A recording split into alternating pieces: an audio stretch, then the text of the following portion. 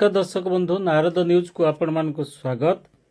महेशपुर पंचायतर विभिन्न उन्नयनमूलक कार्य को विरोध करुचंती पंचायत रे किछि विरोधी तथा कुचक्री गोष्ठी।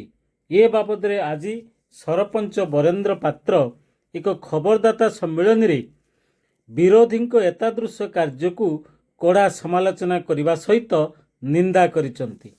सूचना प्रकाश जे बालेश्वर जिला भोगराई ब्लॉक पंचायत विभाजन होई आज को 10 वर्ष तले मूल पंचायत सुल्तानपुर ठारू अलगा होई महेशपुर पंचायत गठित होइथिला।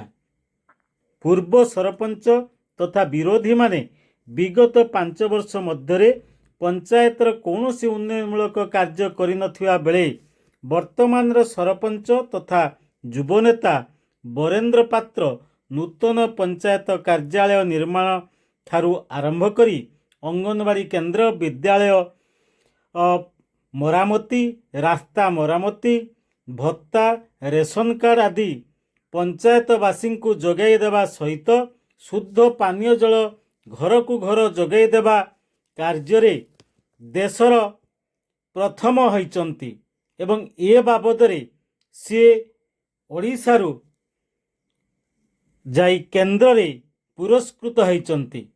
एहा छड़ा स्वच्छ और परिमल पंचायत भावरे मध्य राज्य रे ना करिचंती, जहा फल विरोधी माने श्री पात्रंकर विकासमूलक कार्य देखि भयभीत हेबा सहित राजनैतिक भावे असुरक्षित मने करी पंचायतर विभिन्न विकासमूलक कार्य को विरोध करि आसुचंती।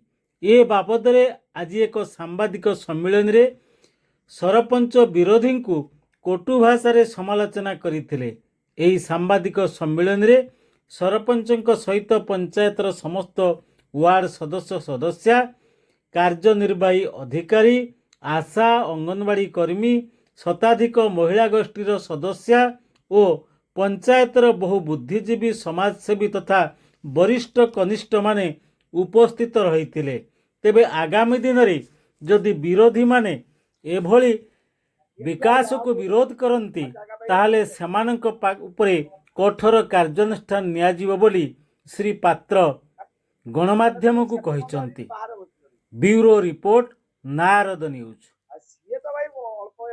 सामाजिक सम्मेलन करिवार उद्देश्य जे किछि मुस्लिम लोक पंचायत डेवलपमेंट कार्य को सह्य न करि पारि विभिन्न कुचारटना करुचंती एवं पछर रही छुरिकाघात करुचंती। सेति पई पंचायतवासी तांको उचित जवाब देबा पई आमे आज सामाजिक सम्मेलन करू।